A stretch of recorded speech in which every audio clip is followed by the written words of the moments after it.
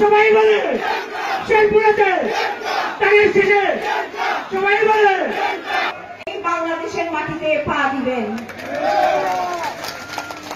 তার মতন সার্থক নেতা বাংলাদেশে বর্তমানে আর একটিও কি আছে বলে মনে হয়? সুতরাং বাংলাদেশ জাতীয়তাবাদী দলকে প্রতিষ্ঠিত করতে হলে আমাদের কোন মার্কায় ভোট দিতে হবে? এই ধানের শীষের প্রতীক নিয়েই আমরা মাঠে নামবো, ঘাটে নামবো, মানুষের দ্বারে দ্বারে যাব, আমরা মানুষের হয়ে কাজ করব।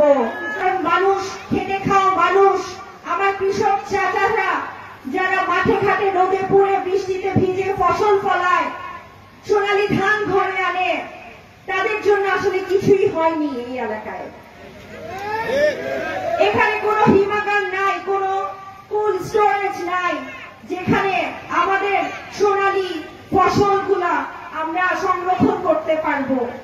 আমরা জানি আমাদের এই শেরপুরের মাটি কৃষিজ মাটি, এই মাটি অত্যন্ত উর্বর মাটি, কিন্তু এখানে কোনো উন্নয়নের ছায়া আমি দেখতে পাচ্ছি না।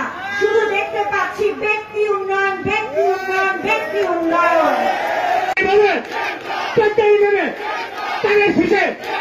সবাই বলে শেরপুরেতে দেখাই দিবে তাদের শেষে সবাই বলে নেত্রী আছে, নেত্রী আছে, সেই নেত্রী